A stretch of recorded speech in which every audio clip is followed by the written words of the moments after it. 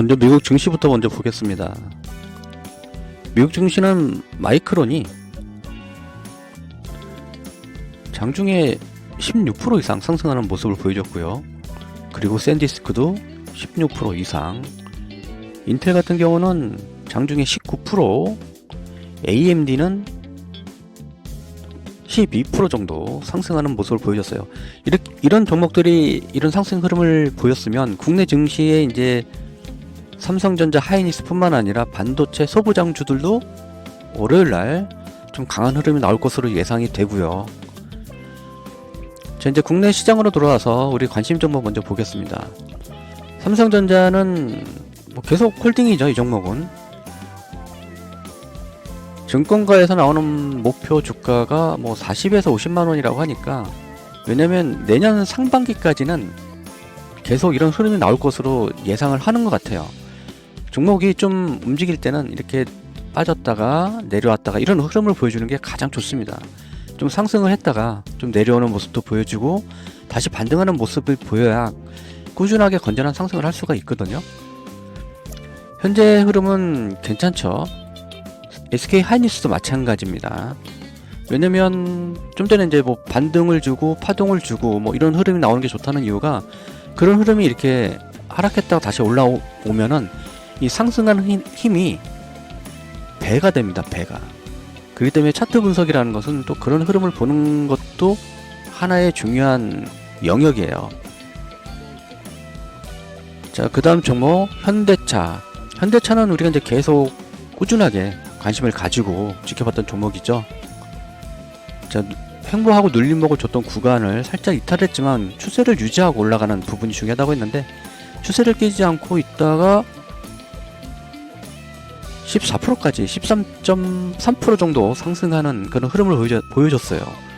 자, 아쉬운 점은 전고점을 좀 강하게 때려주면서 돌파했으면 좋겠는데, 그렇게 되면 이 장중에 이걸 돌파하면서 전고점을 돌파하면서 강한 흐름이 나온다고 하면은 거의 17% 이상의 흐름이 나오거든요.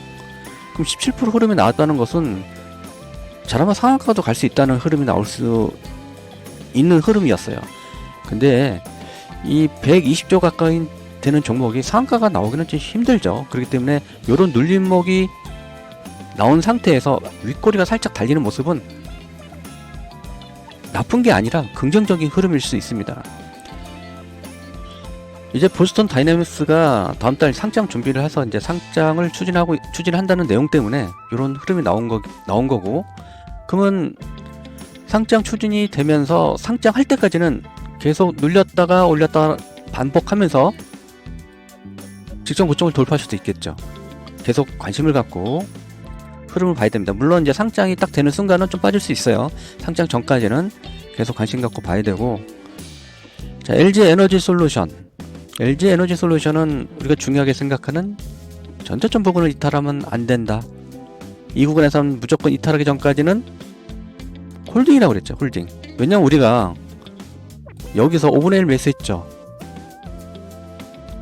물론 이 종목은 우리가 이제 처음 공략했던 구간은 이 구간이에요. 이 구간이었기 때문에 가까운 구간을 얘기하자면 기술적 분석상으로 설명을 하기 때문에 이 구간은 설명할 필요가 없는 것 같고, 좀 이렇게 여기까지 하게 되면 너무 길어지잖아요. 그러니까 가까운 부분에서 설명을 하자면 전저점 부근이고 이 구간을 이탈하지 않으면 홀딩이다. 전쟁이 나서도 버틴다고 했죠. 그 후로 상승했고 현재는 살짝 눌리는 모습인데 2차전지에 대한 긍정적인 흐름이 많아요. 긍정적인 보고서가 좀 많이 나와요. 물론 이제 거래량이 줄었죠.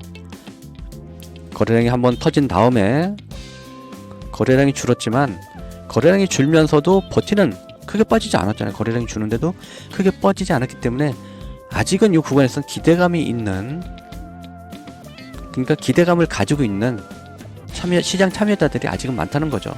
중요한 것은 직전 고점에 대한 매물 부담 때문에 이런 눌리는 흐름이 좀 나오는 것 같습니다. 그럼 이 구간에서 만약에 매수를 할 수 있느냐? 우리는 여기서는 5분의 1 했으니까 이 구간에서는 다시 5분의 1 매수가 가능한 자리라고 보여집니다. 물론 악재가 나오면 여기까지 깨질 수 있어요. 그렇지만 특별한 악재가 있지 않은 한 여기까지 깨서 이렇게 내려갈 일은 없을 것으로 좀 보여집니다.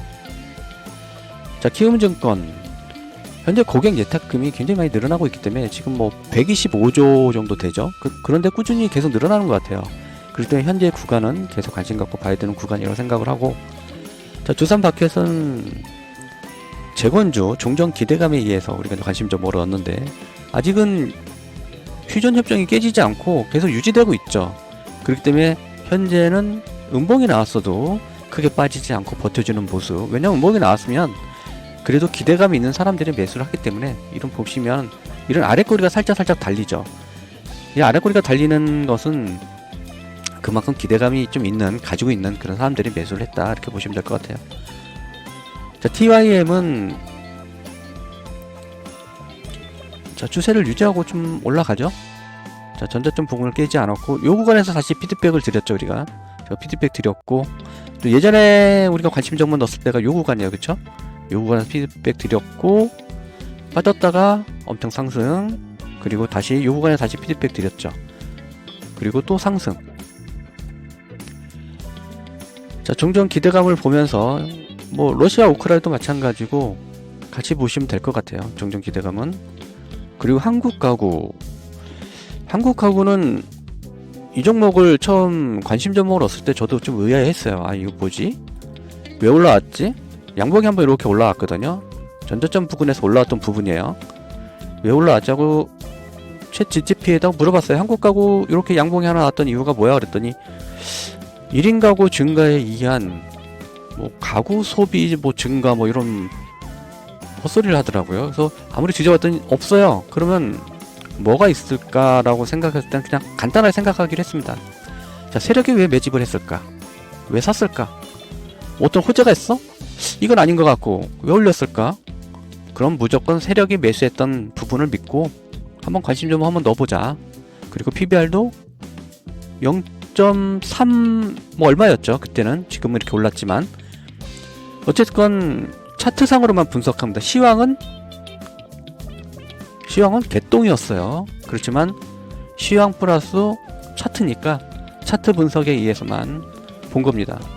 이날도 장중에 7% 상승했고, 그리고 장중에 거의 10%까지 상승을 했습니다. 중요한 것은 직전 고점을 넘었죠. 전고점을 넘었어요. 그럼 여기서 끝날 것인가? 라고 생각했을 때 지금 전고점을 넘었을 때는 어떻게 될까요? 그냥 쏴주는 겁니다. 자, 시간에 한번 볼까요? 시간에 상한가로 마감했습니다. 그러면 갭으로 한 14% 이상, 그렇죠? 10% 떴으니까 14%에서 한 5, 6% 정도 뛸 거 아닙니까?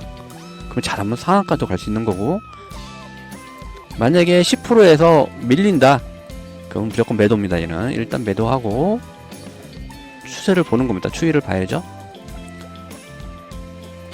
운이 좋은 건지 뭐 얻어 걸린 건지 잘 모르겠습니다. 한번 찍었는데 좀 맞았어요.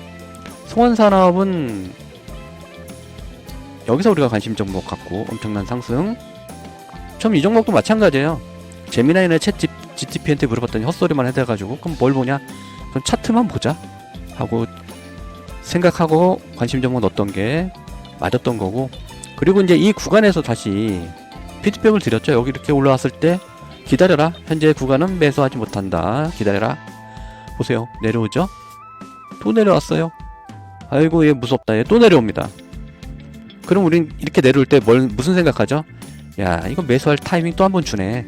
매수할 타이밍 또 한 번 주네. 그럼 다시 매수할 수 있는 타점 한번 잡아보도록 하겠습니다.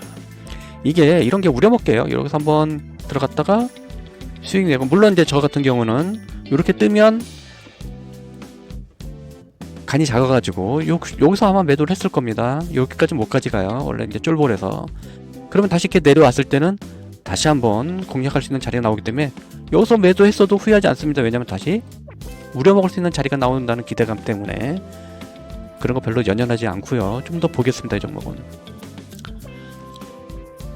자, 관심 종목 하나 넣을게요. DTC 넣고, 그리고 대한항공 넣겠습니다. 대한항공은 최근 이제 외인과 기관이 좀 매수를 했어요. 그리고 이제 매수했던 구간이 전저점을 이탈하지 않은 구간이죠. 그리고 이격도가 살짝 좁혀있는 구간에서 움직이는 눌림목이기 때문에 이 구간에서는 좀 상승할 수 있는 흐름이 나오지 않을까 해서 관심 종목으로 가져왔고요.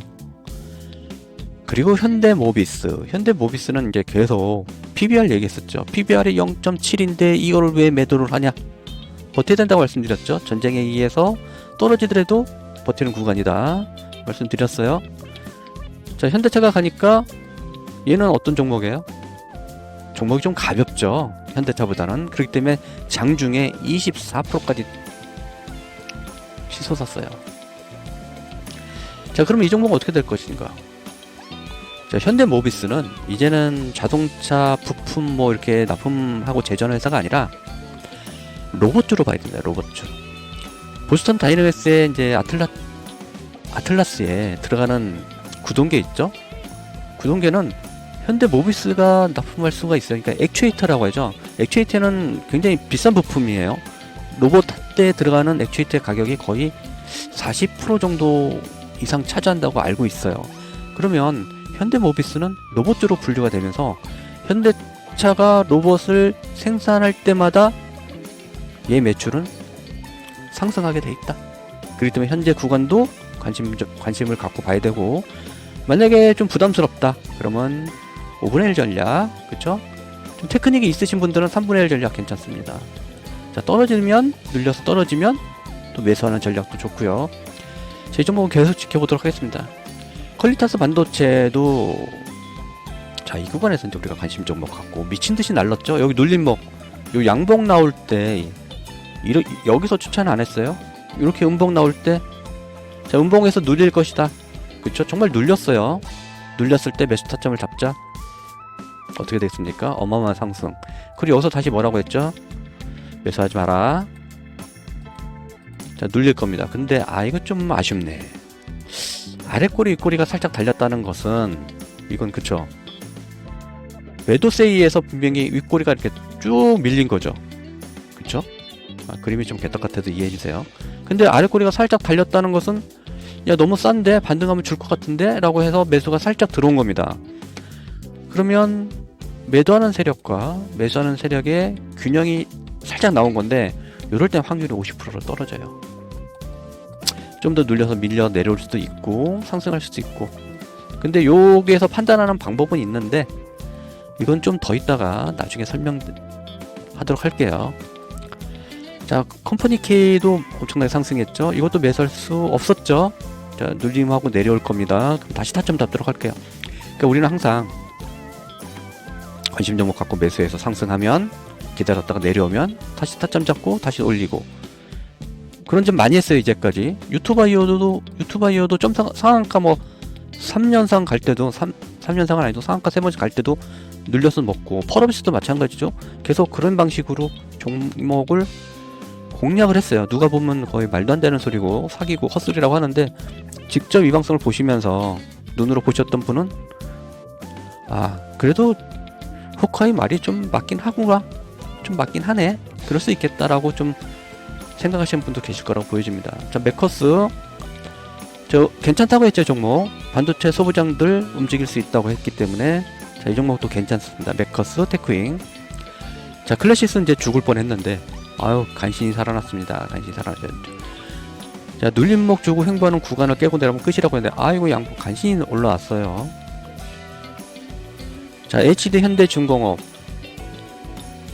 자, 이제 전력을 생산하는데 AI가 이제 급속도로 성장을 하니까 전력을 생산하는데, 이제는 선박 엔진까지 가져와가지고 전력을 생산합니다.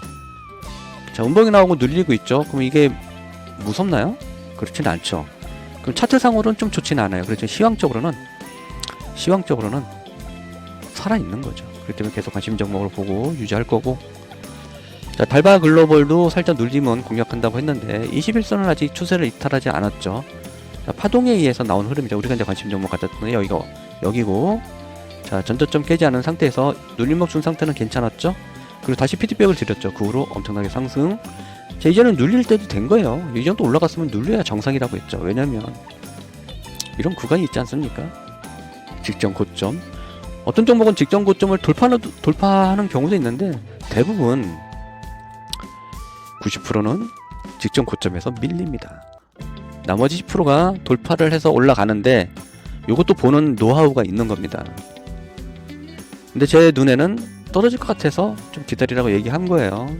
자, 이제 이거는 21선 추세선을 좀 보겠습니다. 이제부터. 삼성 SDI, 뭐 필에너지 아주 괜찮습니다. 롯데케미칼도 눌려서 내려오네요. 엄청 상승했죠? 이 종목도 다시 타점을 잡을 텐데 좀 기다리겠습니다. 우리가 이제 관심 종목 가졌던데 여기에요. 자, 밀려 내려오기 때문에 관심 종목 유지입니다. 자, S&T 다이내믹스 횡보하고 눌림 줬던 구간을 깨고 내려가면 아찔한데 좀 불안했는데 차트상으로는 좀 개똥이죠. 현재상으로는 개똥입니다. 그래서 좀 시황으로 보는 것 때문에 좀 더 보도록 하겠습니다. 자, 펄어비스도 아직 괜찮습니다. 수산인더스트리 많이 올라갔고요. 괜찮습니다. 그렇다고 모든 종목이 잘 가는 거 아니죠. 일치테크 21선을 추세를 유지하려고 하는 모습은 괜찮습니다. 뭐 시황이는 뭐 어마어마하게 올라가서 우리가 관심 종목 가졌던 때가 여기에요. 자, 이게 이제 관심 종목 지울까 했는데 반도체 소부장주들은 앞으로도 계속 괜찮게 움직일 거라고 보여지거든요. 아, 이 종목 OCI 홀딩스가 태양광 관련주고요. OCI는 분명히 말씀드렸지만 태양광 관련주로 넣은 게 아니라 반도체 소부장으로 넣은 거예요. 얘 반도체 소부장주입니다. 태양광 관련주 아니에요. 물론 태양광 관련주라고 생각하시는 분들이 있어가지고 어부지리가 있었습니다. 반도체가 좀 소부장이 눌리고 태양광주들이 만약 OCI 홀딩스가 상승할 때 얘도 이득을 봤어요. 태양광 관련주인 줄 알고 매수하는 사람 덕분에 이득을 본 겁니다.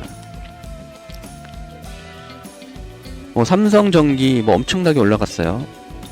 자, 이런 종목은 추세를 좀 봐야 될 것 같은데 아직 종목은 현재 이제 MLCC가 계속 부족 현상이에요. 반도체가 이제 부족하고 AI 관련주 이제 주들이 계속 폭등을 하니까 삼성전기도 계속 올라갈 수밖에 없는 것 같아요. BMT 가비아도 죽을 듯 하다가 다시 반등 줬고요.